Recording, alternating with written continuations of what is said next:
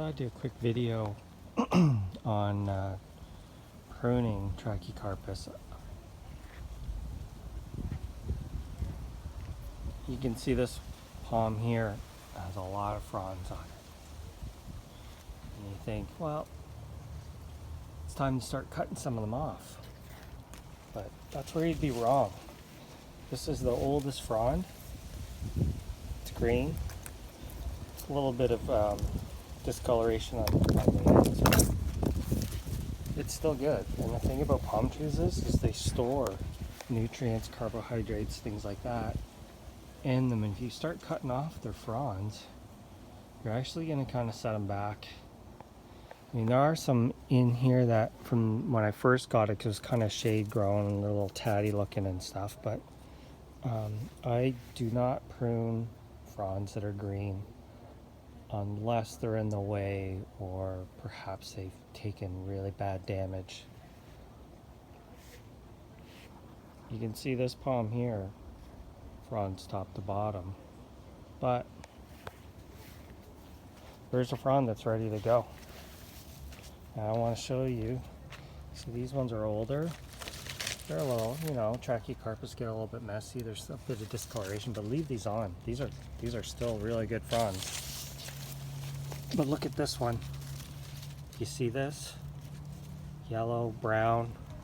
There's no green left in it. So the palm has reabsorbed a lot of those nutrients. So that's a frond that's ready to go. That can be cut. And you just take your secateurs, or you could probably even do it with a small pruning saw, and you can just cut that. And then back here, this frond is starting to yellow, and that's quite an old frond as well. So I would wait. If you see one like this, probably in another 2 or 3 weeks, that'll be turning quite brown and you won't see any green, and that's the time to prune it.